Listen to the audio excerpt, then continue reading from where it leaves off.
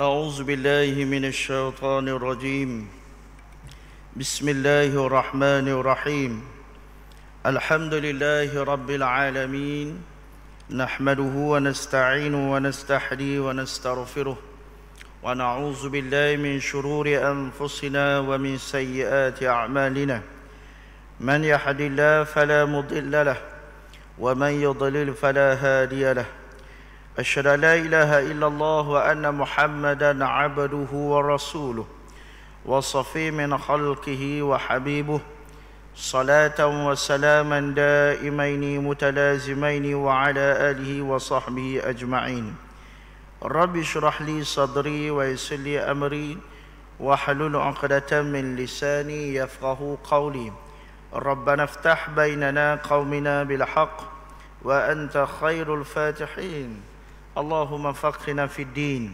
وعلمنا التأويل واهدنا إلى صراطك المستقيم.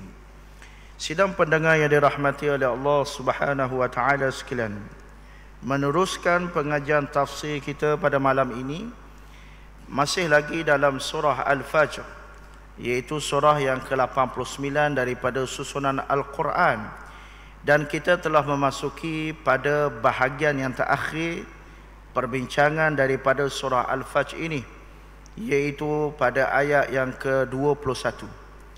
A'udzu billahi minasyaitonir rajim.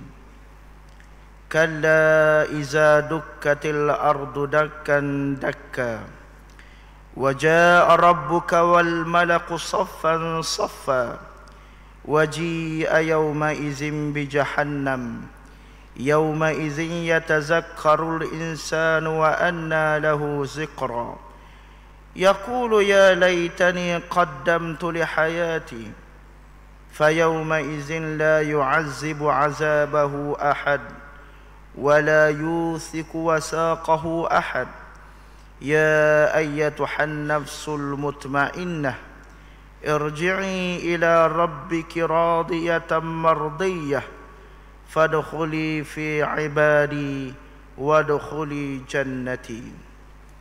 Janganlah berbuat demikian apabila bumi digoncangkan berturut-turut dan datanglah Tuhanmu sedang malaikat bersaf-saf berbaris, dan pada hari itu diperlihatkan neraka Jahannam, dan pada hari itu ingatlah manusia, akan tetapi tidak berguna lagi mengingatkan itu baginya. Dia mengatakan, alangkah baiknya kiranya aku dahulu mengerjakan amal yang saleh untuk kehidupanku ini. Maka pada hari itu tidak ada seorang pun yang menyeksa seperti seksaannya, dan tidak ada seorang pun yang mengikat seperti ikatannya. Wahai jiwa yang tenang, pulanglah ke hadrat Allah dengan hati yang puas lagi diredainya. Maka masuklah kamu ke dalam jemaah hamba-hambaku, dan masuklah ke dalam syurgaku.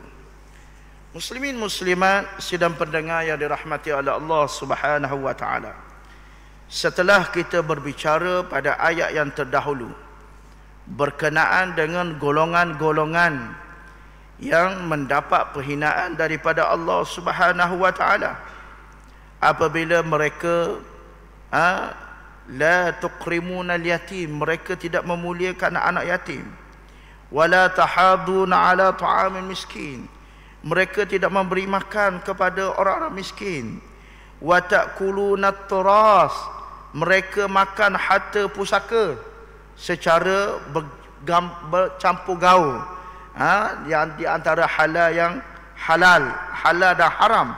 Maka kemudian Allah Ta'ala selepas menjelaskan perkara itu, kemudian Allah Ta'ala menjelaskan pula kalla. Kalla di sini maksudnya adalah Allah Ta'ala nak memberitahu kepada kita tentang apa yang akan terjadi pada hari kiamat kelak, iaitu berupa peristiwa yang sangat dahsyat dan menyerangkan, di mana Allah Ta'ala memulakan perbicaraan berkenaan dengan peristiwa hari akhirat dengan perkataan kalla. Kalla ni kalau kita terjemah biasanya maksudnya sesekali tidak. Tetapi kalla sini maksudnya al-haq. Maksudnya benar-benar. Memang sangat benar. Memang sangat nyata. Apa dia? Apa yang benar itu? Iaitu iza dukkatil ardu dakkan dakka. Iaitu apabila bumi digoncangkan dengan segoncang-goncangnya. Dakkan dakka ni maksudnya digoncangkan secara berturut-turut. Mana bukan sekali, banyak kali gitu. Maka Allah Ta'ala nak menyatakan bahawa kala memang sangat benar. Benarnya bahawa bumi ini akan digoncang dengan segoncang-goncangnya. Iaitu apabila bumi dan gunung ganang dihancurkan, diratakan. Dan kemudian semua makhluk akan bangkit daripada kubur masing-masing menuju ke mahkamah Allah Subhanahu wa taala. Jadi para ulama tafsir menyatakan di sini Allah Taala menggunakan perkataan dakkan dakka. Maksudnya gocang tu, nak goncang segoncang-goncangnya dengan tujuan memberi maksud untuk mengeluarkan segala isi yang berada di dalam perut. Di dalam perut bumi. Maknanya apa yang ada dalam perut bumi semuanya akan dimuntahkan keluar apabila saat berlaku bumi digoncangkan. Maka disitulah permulaan bermulanya kepada hari kiamat. Apabila bumi digoncangkan, semua makhluk keluar daripada kubur masing-masing, maka waja'a rabbuk, maka datanglah Tuhan kamu. Waja'a rabbuk, datangnya Tuhan, mana Allah Ta'ala lagi dah. Masa di sini tuan-tuan, Allah Ta'ala datang untuk mengadili sekalian makhluk yang baru sahaja keluar daripada kuburan masing-masing. Tetapi tuan-tuan, Allah Ta'ala datang dalam masa itu apabila semua makhluk keluar. Mereka ni dihambat menuju ke padang mahsyar untuk dibicarakan di mahkamah Allah Subhanahu wa taala. Maka peristiwa ini disebut di dalam hadis Nabi sallallahu alaihi wasallam. Di dalam riwayat hadis yang sahih disebut di dalam kitab Riyadhus Salihin, ketika mana Nabi sallallahu alaihi wasallam menceritakan pada suatu hari Nabi sallallahu alaihi wasallam dihidangkan sepotong peha kambing. Dihidangkan kepada Nabi sallallahu alaihi wasallam. Dan Nabi pun ambil peha kambing yang dihidangkan kepada Nabi, dan Nabi pun ambil, Nabi gigit peha kambing tersebut. Kemudian Nabi pun berkata bahawa Nabi sallallahu alaihi wasallam menyatakan, ana sayyidul anbiya, aku adalah ketua, aku adalah penghulu bagi sekalian manusia di hari akhirat. Kemudian Nabi sallallahu alaihi wasallam tanya, kamu tahu kenapakah jadi begitu? Maksudnya kamu tahu tak sebab apa saya ni adalah penghulu bagi sekalian manusia di hari akhirat?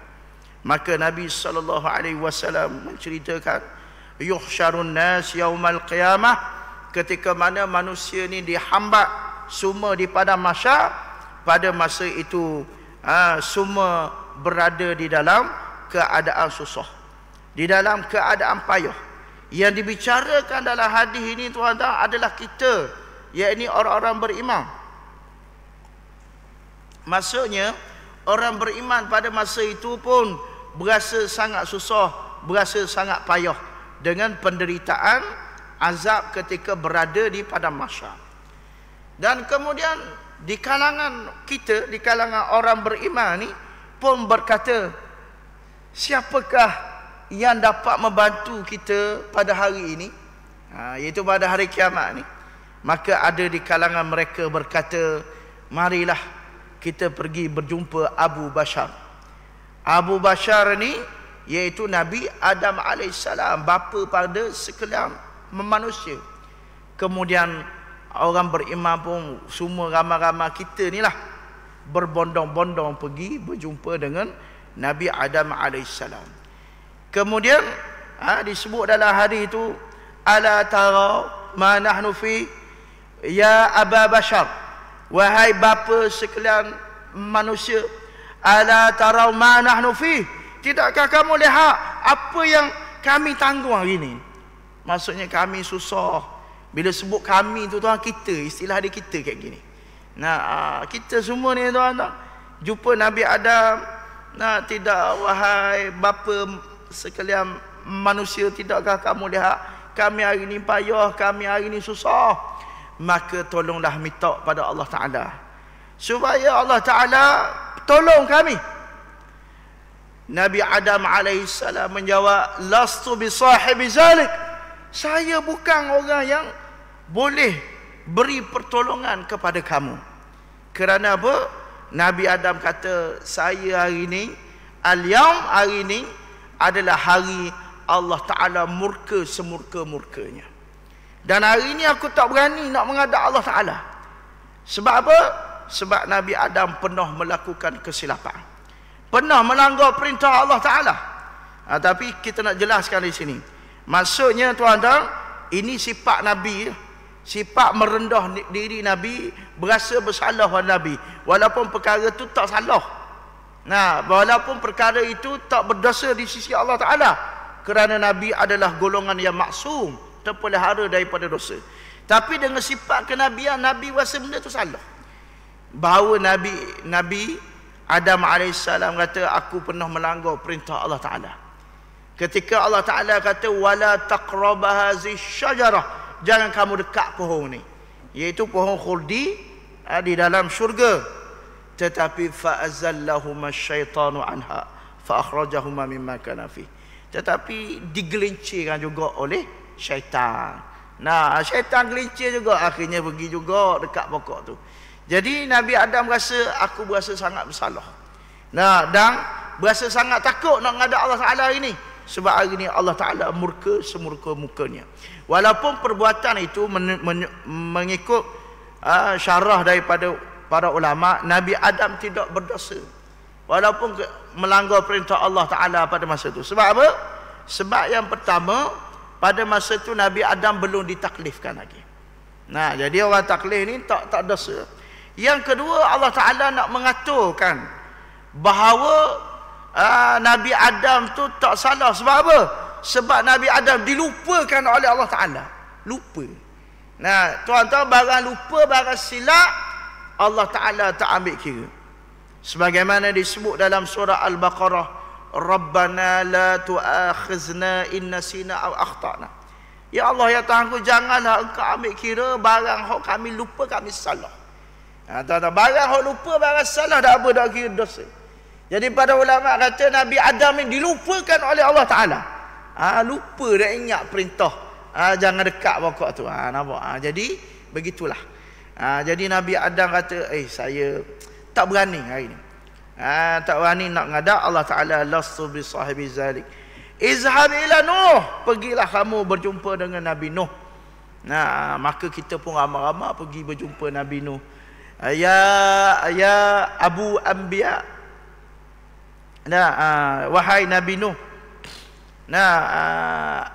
tidakkah kamu lihat hari ini kami susah, kami payah, maka tolonglah kami. Nah, Nabi Nuh pun jawab sama macam jawapan Nabi Adam tadi, lastu bisahibi zalik, saya bukan orang yang dapat beri syafaat, beri pertolongan kepada kamu. Hari ini Allah Ta'ala murka semurka-murkanya, aku tak berani nak menghadap Allah Ta'ala. Sebab apa? Sebab Nabi Nuh menyatakan bahawa dia pernah melakukan kesilapan. Kesilapan apa? Iaitu dia pernah mendoakan kebinasaan, kehancuran kepada umat dia. Nah, Nabi Nuh berdakwah lama tuan-tuan. Al-fasanatin illa 50 ama. 1000 tahun kurang 50 tahun. 950 tahun berdakwah. Tapi pengikut Nabi Nuh kurang lebih daripada 20 orang sahaja. Nah, mana tuan-tuan, sikit sangatlah. Dan kaum Nuh di antara kaum yang paling degil sekali lah. Nah, paling keras pada tadi, sehinggalah Nabi Nuh mengucapkan, terkeluar daripada mulut dia, supaya hancur binasa semua umat dia. Nah, dan Allah Ta'ala menghancurkan dengan datangnya banjir yang besar, menghancurkan semuanya. Dan jauh dari sudut hati Nabi Nuh berasa salah. Nah, sepatutnya apa? Sepatutnya usaha lagi, dakwah lagi, ajak lagi. Sebab itu tuan-tuan, kejayaan di dalam dakwah ini bukan ditentukan dengan bilangan ramai mana pengikut. Nah, ramai mana orang yang ikut kita, majoriti ke tak majoriti. Nah, hari ni orang tengok berjaya dakwah tu bila ramai follower, nah, ramai orang like, ramai pengikut. Nah, tetapi tuan-tuan, kejayaan di dalam dakwah adalah selagi mana kita tidak berhenti berdakwah. Dan ingatlah, kegagalan di dalam dakwah adalah apabila kita berhenti ajak orang. Berhenti ajak orang buat baik, maka itulah kegagalan di dalam dakwah. Kalaulah dakwah itu kejayaannya diukur dengan bilangan, tuan-tuan, nescaya kita akan katakan dakwah Nabi Nuh gagal. Nah, sebab pengikut 20 orang je. Kalau bertanding hari ni enggak, hilang majoriti. Nah, tuan-tuan, hilang deposit apa semua. Tapi tuan-tuan, kejayaan di dalam dakwah adalah selagi mana kita berusaha berterusan ajak orang kepada kebaikan. Jadi begitulah Nabi Nuh.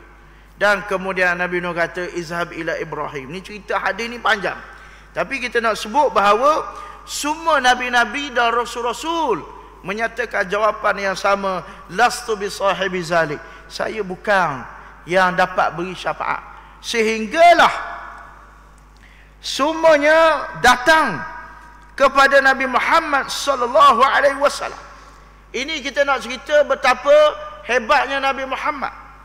Ketika mana semua datang kepada Nabi Muhammad sallallahu alaihi wasallam, ya Muhammad khatimul anbiya, wahai Muhammad penutup sekalian nabi, ala tara ma nahnu fi, tidakkah kamu lihat apa yang kami tanggung hari ini? Kami susah.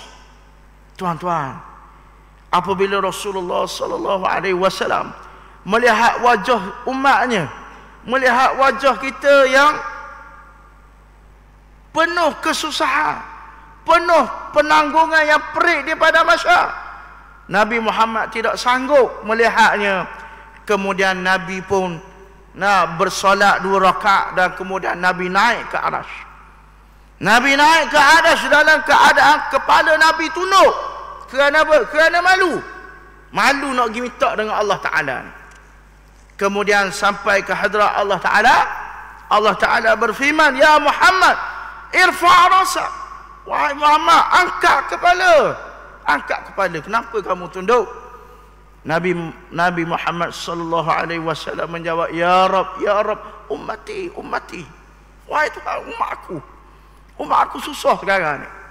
Maka tuan-tuan, nak sebutnya bahawa apabila Nabi sallallahu alaihi wasallam naik bertemu dengan Allah Ta'ala, maka disitulah permulaan Allah Ta'ala memulakan membuka mahkamah Allah Ta'ala. Ini bagi maksud ayat ni, wajah rabbuk.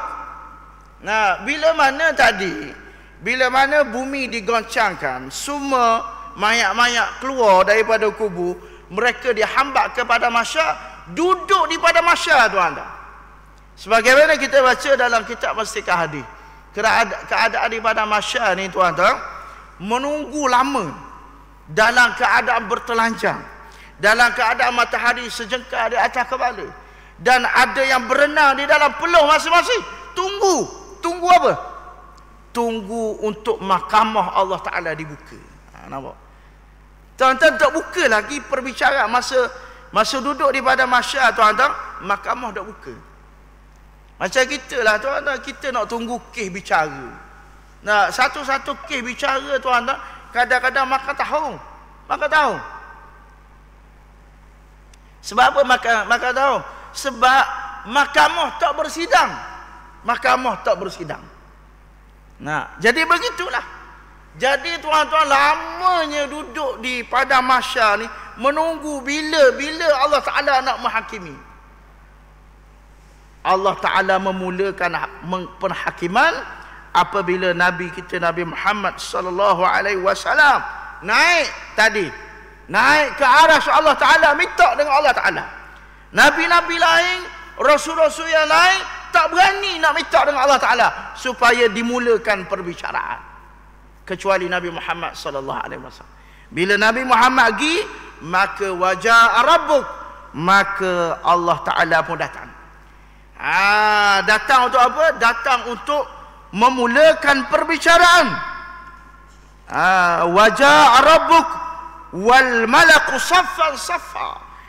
Bila mana Allah Ta'ala datang dan malaikat pun saffan saffa, malaikat pun baris.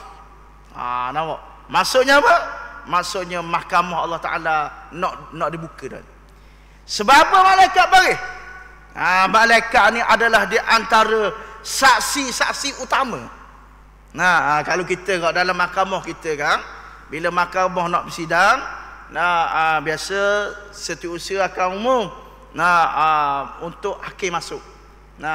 Umum hakim masuk dan bersama barisan pendakwa raya, barisan kehakiman, semua akan masuk. Baris belaka.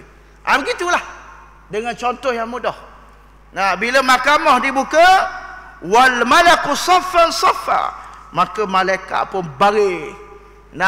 Untuk bersedia ni nak buat perbicaraan, perhakiman di hadapan Allah Subhanahu wa taala. Waji'a yauma izin bi jahannam, maka pada hari itu diperlihatkan kepada mereka neraka Jahannam, mengikut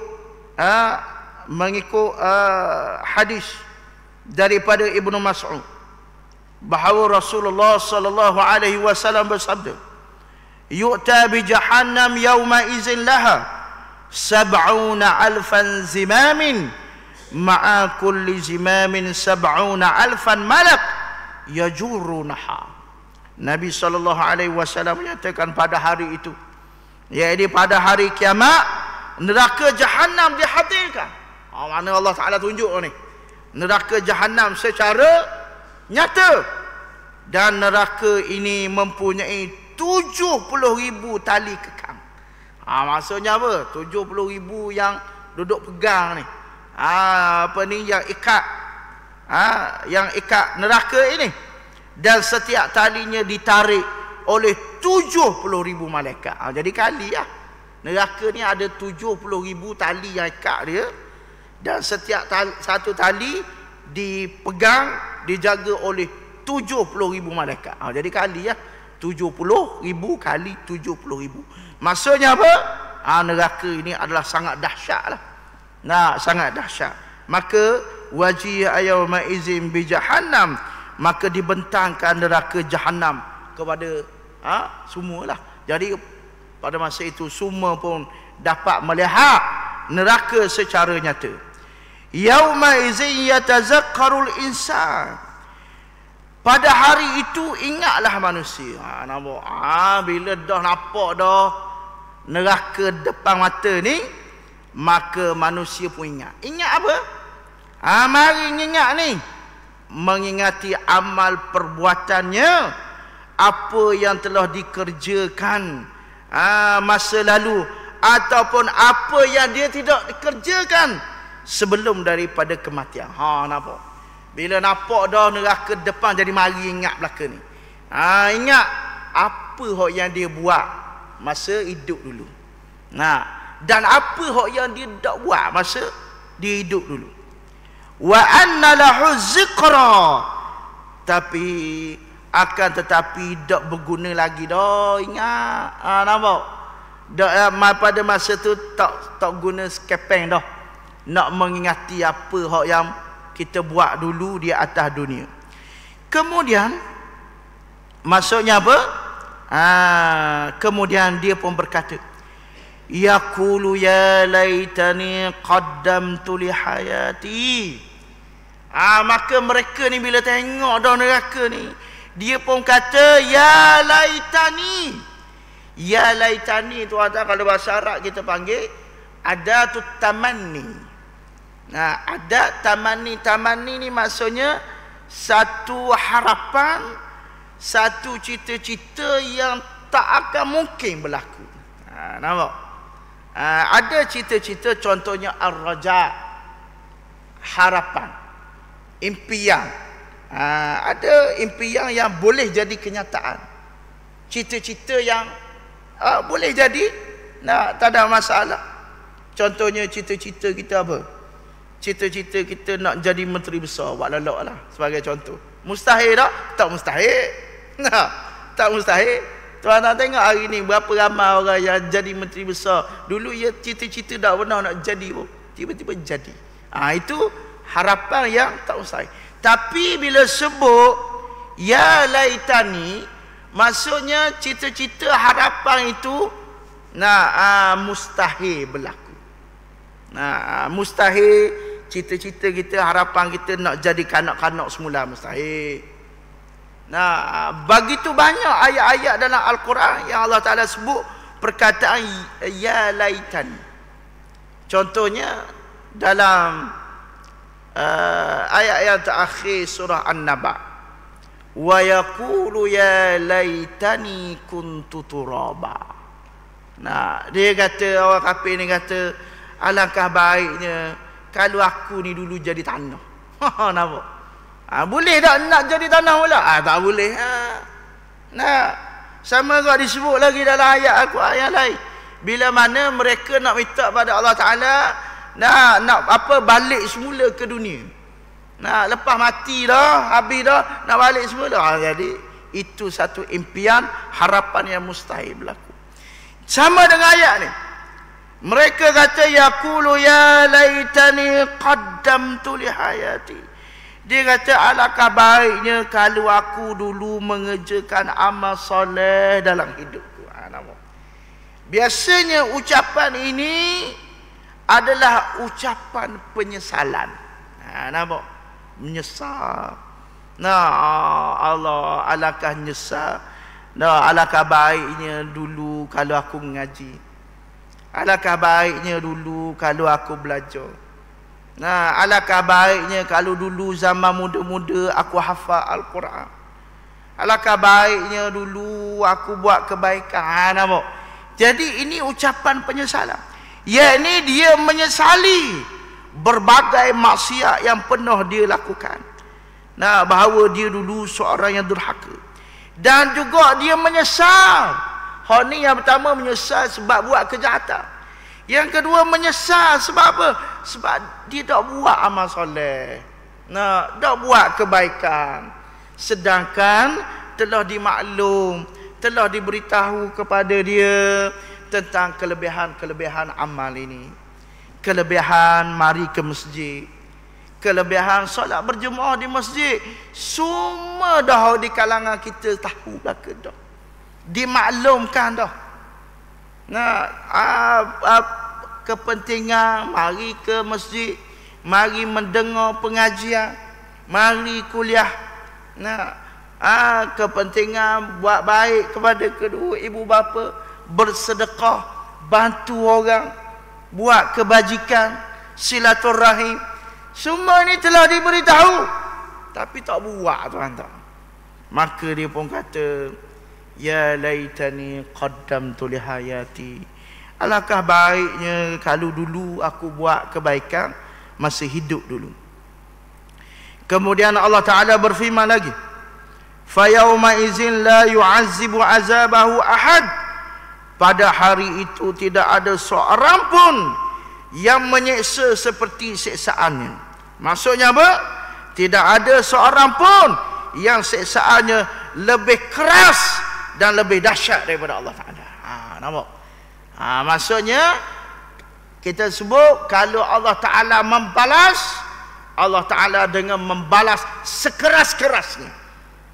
Sebab itu tuan-tuan, salah satu nama Allah Ta'ala dalam Al-Asma'ul Husna. Al-Asma'ul Husna, di antara nama Allah Ta'ala Al-Jabbar. Al-Jabbar, Al-Mutakabbir. Al-Jabbar ni kalau bahasa Terengganu kita got debe. Debe yang kalau dulu orang-orang kata yang debe, yang samsing. Kalau orang Perak dia panggil perongos. Tahu perongos? Perongos ni debe lah mudah bahasa kita. Nah, maknanya al-mutakabbir, yang takabbur, yang membesarkan diri. Maksudnya tuan-tuan, lagi al-qahar, al-qahar al-jabbar. Maksudnya apa? Yang keras. Maksudnya yang sangat keras dalam memberi hukum kepada orang kafir. Itu maksudnya. Maksudnya kalau Allah Ta'ala hukum sungguh lah. Nah, memang siapa sehancur-hancurnya lah. Gitu. Jadi tak ada lah yang la yu'azibu azabahu ahad, yang mengazabkan macam Allah Ta'ala. Wala yusiku wasaqahu ahad, dan tidak ada seorang pun yang mengikat seperti ikatannya. Maksudnya apa? Tidak ada seorang pun yang lebih kuat genggaman dan ikatan melebihi daripada ikatan malaikat Zabaniyah. Nah, mana malaikat Zabaniyah ni hok jaga orang-orang yang maksiat, orang yang ahli kafir ni tuan-tuan, ia pegang-pegang sungguh, ikat-ikat sungguh. Jawapannya tak boleh lari lah, tak boleh lari. Kalau kita di atas dunia ni tuan-tuan, kalau orang kena ikat pun mulai ada lari. Nah, kalau kita korban, raya korban tu lembu ikat molek dah, molek ada lagi. Tapi tuan-tuan di hari akhirat tak boleh lari dah. Sebab apa? Sebab diikat dengan wasaqahu ahad, dengan ikatan yang kuat. Tak ada lah yang paling kuat, melainkan ikatan pada hari kiamat. Maka ini Allah Ta'ala nak tunjukkan kepada kita gambaran berkenaan dengan peristiwa hari kiamat. Itu bagi orang-orang yang kafir, orang-orang yang fajir, orang yang ahli maksiat. Tetapi bagi orang-orang yang beriman, Allah Ta'ala menyatakan ketika mana berlakunya hari kiamat, Allah Ta'ala menyeru dan memanggil, ya ayyatuhan nafsul mutmainnah, wahai jiwa yang tenang, irji'i ila rabbik, pulanglah ke hadrat Allah Subhanahu wa Ta'ala. Maksudnya apa tuan-tuan? Bagi orang-orang beriman, Allah Ta'ala jemput. Nah, Allah Ta'ala jemput balik kampung tuan-tuan. Nampak? Tuan-tuan, kita kalau hari raya balik kampung mana tuan-tuan? Kalau disambut, suka tuan-tuan. Nah, tuan-tuan tengok kan, banyak kan di berita di Facebook. Nah, bila mana hari raya orang menyambut perantau-perantau pulang, ke kampung halaman. Bagaimanakah feeling, perasaan orang perantau balik bila disambut? Rasa gembira tuan-tuan. Saya tuan-tuan nak kata perantau, taklah perantau. Balik raya pun kampung mana boleh balik hari lah. Tapi tuan-tuan, bila kita balik ke kampung pok tua kita layang tuan-tuan, lain macam. Bila kita balik, ia meleh ayam kampung. Maknanya wak lemang tuan-tuan. Memang wak tape, wak memang betul-betul nak jamu kita. Maknanya menghargai kita balik. So, guna perasaan. Kalau saya gitu, saya rasa gembira, rasa nak balik lama berasa. Begitulah. Bagaimana Allah Ta'ala menyambut orang-orang beriman dengan bahasa yang halus. Allah Ta'ala menyatakan, ya ayyatuhan nafsul mutmainnah, wahai jiwa yang tenang, pulanglah ke hadrat Allah Ta'ala radiyah, dalam keadaan redha. Masuk dalam keadaan redha sini apa? Dengan hati yang puas. Maksudnya apa tuan-tuan? Kita ni tuan-tuan, kita berharap pada Allah Ta'ala, kita kembali pada Allah Ta'ala lagi biar puas. Masuk puas apa? Puas hati. Puas hati balik nak menghadap Allah Ta'ala dengan sekalian amalan yang telah kita lakukan sebanyak mungkin, biar puas hati. Sekurang-kurangnya kita mati kayak gitu tuan-tuan, kita selesai semua tanggungan kewajipan kita. Hak wajib-wajib selesai dah. Hak wajib dengan Allah Ta'ala selesai. Rukun Islam kita hak 5 tu selesai, komplit. Nah, itu tanggungjawab Allah Ta'ala. Tanggungjawab sesama manusia kepada ahli keluarga hok wajib nafkah, kita selesai belaka dah. Nah, kepada anak isteri kita beri nafkah dengan sempurna dah. Dengan orang pula tanggungjawab kita selesai. Hok ada hutang-hutang, hok ada salah-salah, kita selesai. Maksudnya apa? Nak balik puas hati. Nah, puas hati dalam keadaan redha. Sama juga macam saya sebut tadi, balik kampung. Nah, bila sebut balik kampung ni tuan-tuan, kita semua akan balik kampung. Tapi bagaimana cara nak balik kampung? Adakah kita balik kampung dengan puas hati ataupun dalam keadaan memberontak? Ada orang balik kampung tuan-tuan puas hati, bersedia. Seminggu lagi nak balik kampung, siap dah. Nah, barang-barang nak bawa balik packing dah, siap nak balik kampung ni. Siap pula bawa hadiah untuk mak ayah. Awak balik dah ke mak tua, pak tua. Awak balik hadiah kepada adik-adik. Siap belaka dah, sapu-sapu raya. Semua siap belaka dah. Ni, ini orang yang bersedia. Ada orang tuan-tuan balik tapi stres. Nah, kalau sebab apa? Sebab tak bersedia. Tu jadi marah. Nah, jadi tidak seperti. Jadi Allah Ta'ala kata, seru balik dengan hati yang puas. Maksudnya biar puas hati. Bukan sahaja hati kita puas, tapi mardiyah. Bukan sahaja kita redha nak balik ni, Allah Ta'ala pun redha kepada kita. Nah, terhadap apa yang kita telah persiap nak persembahkan kepada Allah Ta'ala. Maka Allah Ta'ala pun berkata, fadkhuli fi ibadi, maka masuklah ke dalam jemaah hamba-hambaku. Iaitu apa? Kumpulan-kumpulan orang beriman ahli syurga. Wadkhuli jannati, dan masuklah kamu ke dalam syurgaku. Maksudnya apa?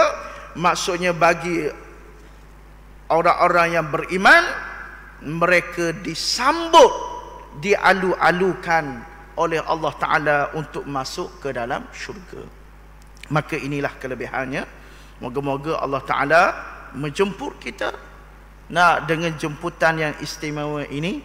Moga-moga insya-Allah kita semua termasuk di kalangan orang-orang yang beriman yang dapat memasuki syurga Allah Subhanahu wa taala. Wallahu subhanahu wa taala alam. Aqulu ma sami'tum, aqulu qali hadza wa astaghfirullah li wa lakum. Wassalamu alaikum warahmatullahi taala wabarakatuh.